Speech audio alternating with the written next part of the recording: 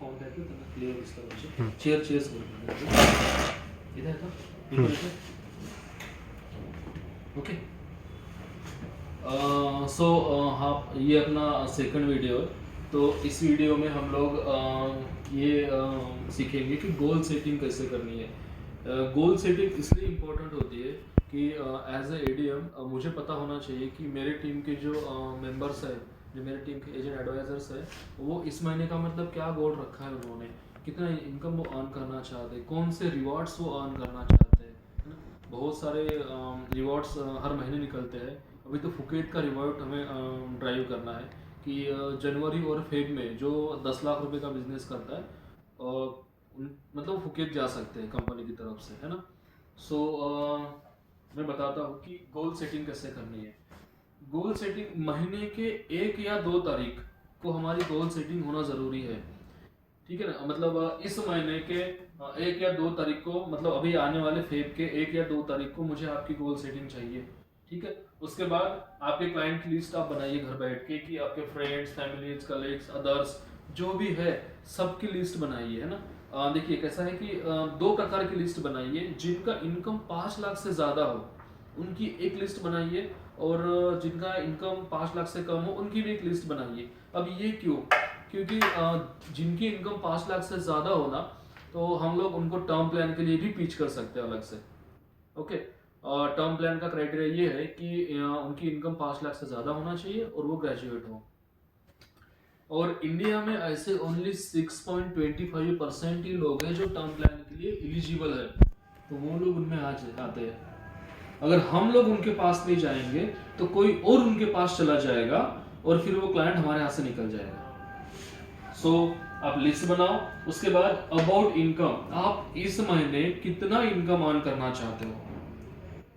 आपके पास में शायद कमीशन का वो चार्ट होगा ही। अगर किसी के पास कमीशन का चार्ट नहीं है तो आप मुझे बताओ, मैं आपको सेंड कर दूंगा, ठीक है। तो इस महीने का आप कितना इनकम अर्न करना चाहते हो आप मुझे बताओ, फ्रैंकली मुझसे शेयर करो। उसके बाद वो इनकम कमाने के लिए हमें कितना बिजनेस करना पड़ेगा, कितनी पॉलिसीज हमें इस मंथ करनी है, वो हम लोग डिसाइड करेंगे। उसके बाद अबाउट द कॉल्स, कितने कॉल्स हमें करने हैं, है ना, वो आप मुझे इस तरह का एक गोल शीट आप मुझे बना के दो, ठीक है। कि ये गोल शीट आप मुझे 1 महीने की 1 या 2 तारीख को आप मुझे बना के दो, ताकि मुझे आपके ऊपर काम करने के लिए पूरा महीना मिलता है ना। जितने भी आपके कॉल्स होंगे, जिस क्लाइंट से हमें बात करना है, सभी क्लाइंट से हम पॉजिटिवली मतलब कॉल्स ओपन करेंगे, ठीक है। तो आपको ये डिसाइड करना है कि मुझे इस महीने कितना इनकम अर्न करना है। उसके बाद अबाउट द बिजनेस, मुझे बिजनेस कितना करना है, और मुझे कॉल्स, मेरे कॉल्स कितने होने चाहिए इस महीने के, ये मुझे आप महीने के 1 या 2 तारीख को बताओ, ठीक है। हाँ, इसमें और एक बात मैं आपको बता देता हूँ। क्या होता है ना, जब हम लोग ये लिस्ट निकालते हैं ना, तो हमें ऐसा लगता है कि यार मेरे पास तो बस अभी 20 ही लोगों की लिस्ट है, मेरे पास तो बस 25 लोगों की लिस्ट है, ये लिस्ट आगे जाके खत्म हो जाएगी। मतलब मैं 25 लोगों को कॉल करूंगा और उसके बाद मेरी लिस्ट तो खत्म हो गई, तो फिर मैं आगे बिजनेस कैसे करूंगा। मैंने ये बहुत से मेरे एजेंट एडवाइजर से सुना हुआ है। तो डोंट वरी, ये आपके पास अगर 20-25 भी कॉन्टैक्ट्स है ना, तो बहुत बड़ी बात है। अब मैं बताता हूँ कि 25 कॉन्टैक्ट से 250 कॉन्टैक्ट्स कैसे बनाने हैं, ठीक है। मान लीजिए कि आप किसी अपने एक फ्रेंड के पास में गए, उनको हमने हमारे जो प्लान्स है, हमारे जो कंसेप्ट्स है, वो उनसे हमने शेयर किए। मान लीजिए इन्होंने अगर वो परचेस किया तो बहुत अच्छी बात है, अगर परचेस नहीं भी किया तो कोई टेंशन नहीं, ठीक है। हम लोग क्या करते हैं कि हम लोग इनसे पूछेंगे कि आप आपके ऐसे कोई नियरेस्ट एंड डियरेस्ट पर्सन बताओ, आपके कोई फ्रेंड्स ऐसे बताइए, 5 या 6 लोगों का मुझे नंबर दे कि मैं उनको कॉल करूंगा और उनको हमारे कंसेप्ट के बारे में बताऊंगा, ठीक है। मान लीजिए कि इन्होंने अगर हमें 5 लोगों के नंबर दिए, अब क्या होगा, हम गए तो एक के पास थे, पर वहां से 5 लोगों का और डेटा लेकर आए, है ना। अभी मान लेते कि इनका नाम है कोई ABC, इनका नाम है, और ये कोई ABCD, ये वो 5 लोग हैं।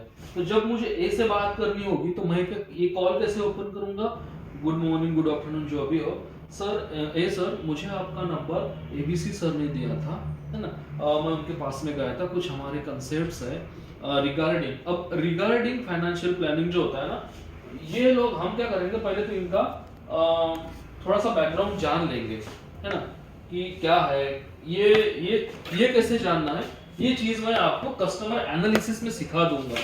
कस्टमर एनालिसिस में आपको बता दूंगा कि क्लाइंट से कॉल्स कैसे ओपन करनी है, कैसे बात करनी है, ठीक है।